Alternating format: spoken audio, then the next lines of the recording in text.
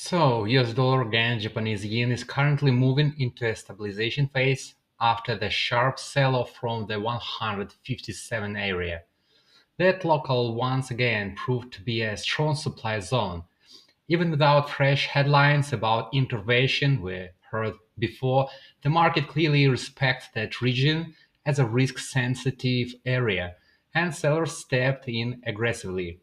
After the drop, price returned to the 154-155 zone, which previously acted as a balance area.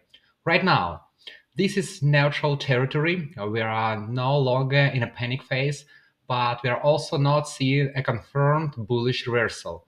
The pair is consolidating, trying to absorb recent volatility. On the downside, the 152-153 zone remains key support. This is where demand appeared before, and it will likely act as a first real test if pressure resumes. As long as the price holds above that area, the structure remains corrective rather than a full bearish trend.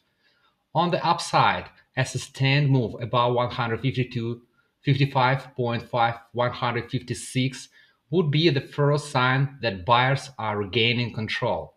Only a clear break and consolidation above 157 would shift the broader tone back to bullish. For now, US dollar against Japanese yen is a redistribution phase with market balancing interest rate differential against intervention risks and overall volatility.